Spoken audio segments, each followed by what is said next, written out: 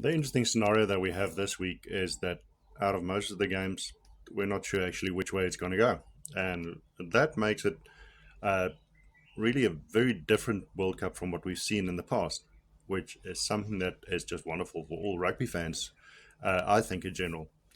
I know I'm a little late on the Italy Uruguay one, and I thought Uruguay was going to be able to push it really close, but Italy were brilliant in that second half, and that was one of the things that, or one of the games that I thought was actually going to be a difficult one to call. The other ones that are going to be difficult to call that will just be too close is the Argentina versus Samoa game.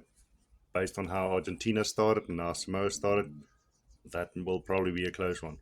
Georgia Portugal is a repeat of the European Championship games, and where Georgia narrowly won the previous time, but Georgia didn't look good in their first game, and Portugal did in the games that they've played. So who knows which way that was going to go.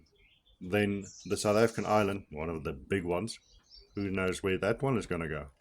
I'll talk about that in the next video a little bit more. The Scotland Tonga, same thing.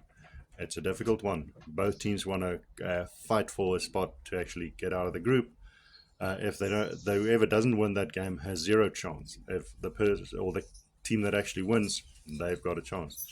Next one, the Wales versus Australia one. That is also one that's going to be just too close to call. And with the close game like that, it's they also have the same kind of fight.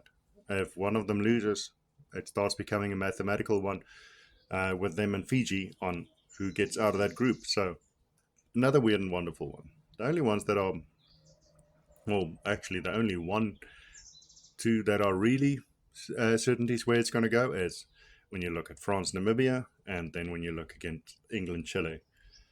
Chile have been putting in a lot of hard work. They do have the heart, but I think they're going to fall short. Namibia will probably want to end with more of a bang than a whimper, so they're going to put in an effort. So yeah, there should be some good effort from the smaller teams in those two, but it should only go one way. But the two key matchups that I'm going to have a look at as well, just in the next videos, of course, it has to be the South African island and definitely the Wales versus Australia.